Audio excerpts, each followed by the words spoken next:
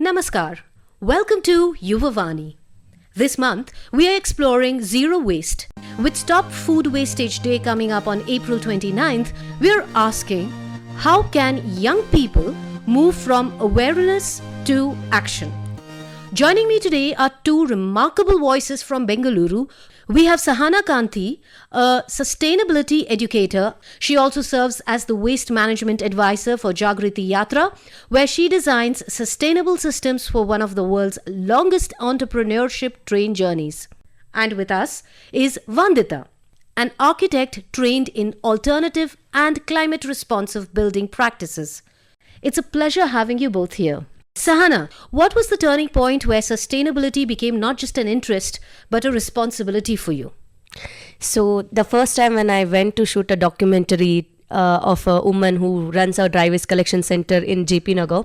So that's when I saw her sitting in front of a heap of a mountain of waste, and she was just segregating waste herself, and there were a couple of others who were sitting in front of the waste.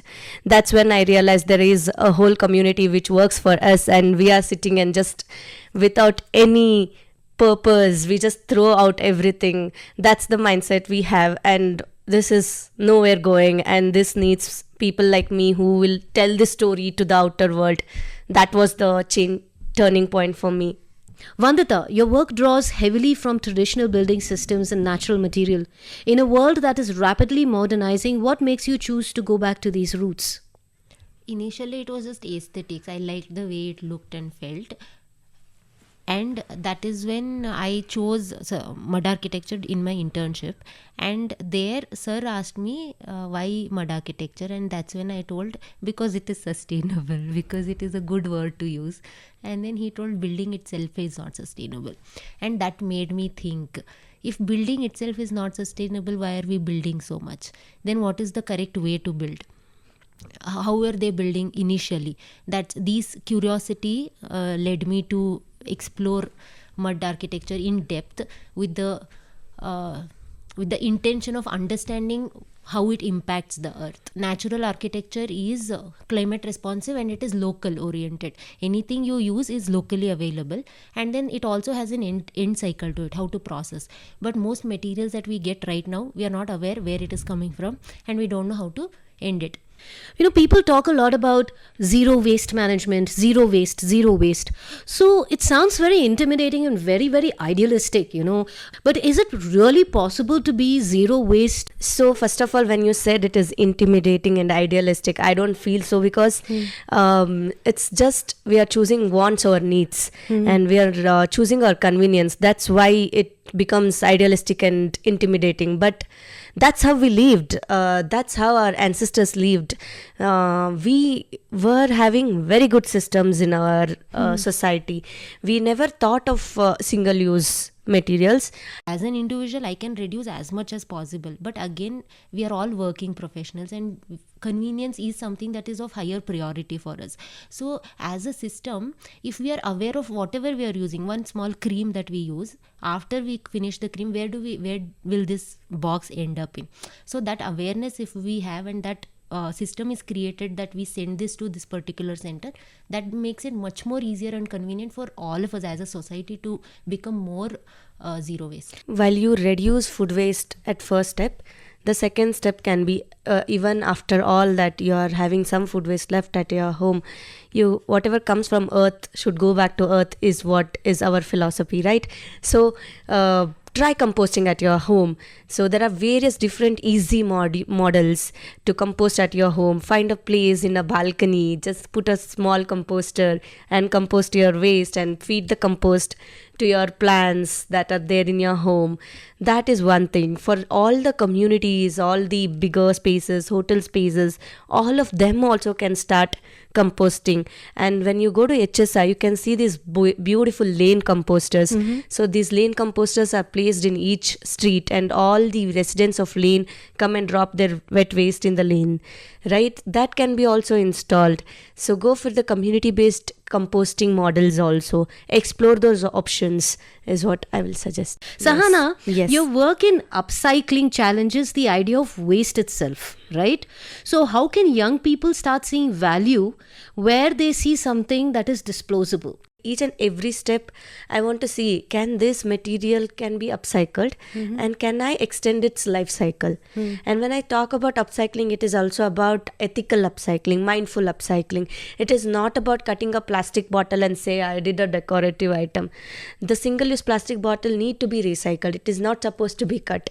Or whereas your 15 years, like 10 years old t-shirt which has passed on to your sisters and then come to you don't want to use it, then what can you do? Me and Vandita sat and thought, why can't we make a toy out of it?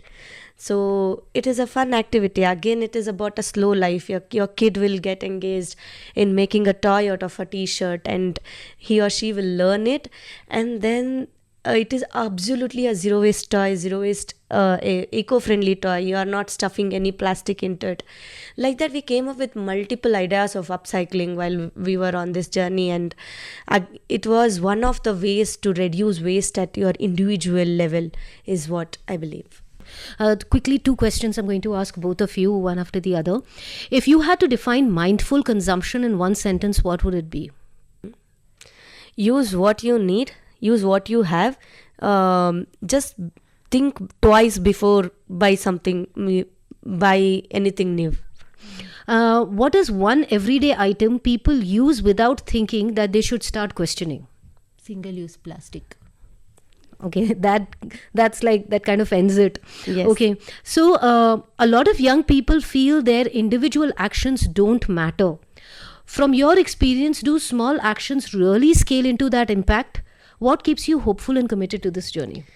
This question is like whenever I go and address youngsters, I usually get this question saying that, what if I alone change? It is not me alone changing basically. When I am changing, I am creating an impact in my family. When I am creating an impact in my family is changing. When my family is changing, automatically my neighbors will change, right? It's a whole chain pattern.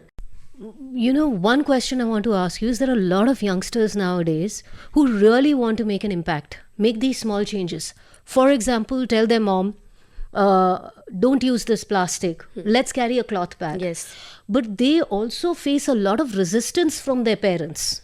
See, again, this thing I have learned from these news channels, I can tell that, because you have to keep repeating the story again and again to get into their minds.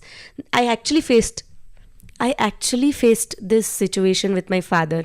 He never wanted me to compost in my balcony. He said, it will smell. I don't want you to do that.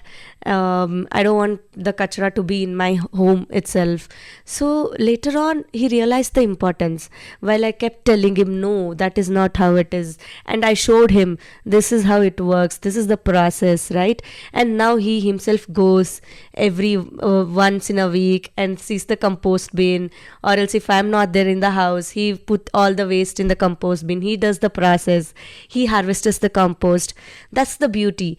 The change just takes some time, but you should not leave your hope. You should keep trying again. And one more thing is, like when we are starting a new habit, we usually set up the system around us. We set up our house, which will help us do the habit. So the same way, when we want to take up a certain now carrying cloth bag, we need to first of all take out all the plastic bags out of the house and give only cloth bags. So even if your mom wants to use plastic bags, there are only cloth bags available. So you have to set up the system in the house and also give awareness about it, why it is important. As Sahana told, we need to keep repeating the information again and again, so that they are at least 10% change it will get, and 10% will again show up in actions.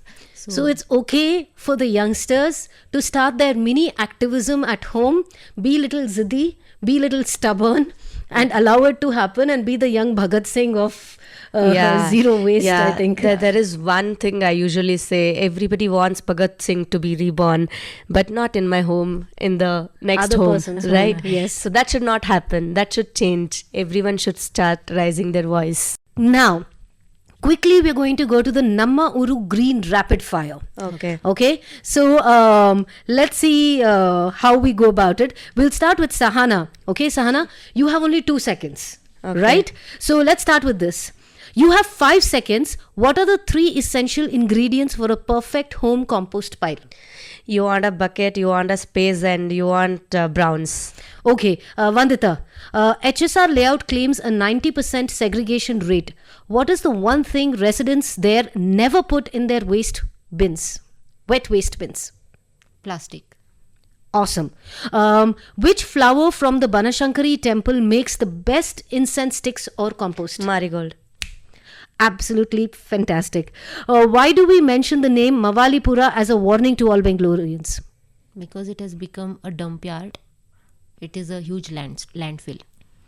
What is the Bangalore word for the hero sanitation workers who keep our streets clean? Paura Karmikas. You're at a Darshini, you want coffee, but they only have plastic cups. What do? I carry my own steel glass. Bangalore generates roughly 6,000 tons of waste daily. If you process 1 ton at your center, how many more centers do we need? Many, many more centers we need. 6,000.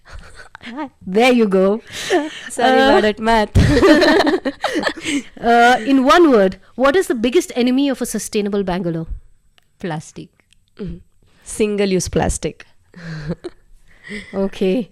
Well, thank you, Sahana and Vandita. It was wonderful having this chit chat with you, not only for sharing your work, but also the way you see the world. And thank you for sharing it with all our youth who are listening to All India Radio. As we approach Stop Food Wastage Day on April 29th, this conversation reminds us that sustainability doesn't begin with big systems. It begins with small awarenesses, with what we eat, what we throw, what we choose. And maybe that's where it shifts from habit to responsibility. To everyone listening, start small, stay consistent, and remember, every conscious choice is a step towards a more balanced world. This is Yuvavani. Thank you for tuning in. Thank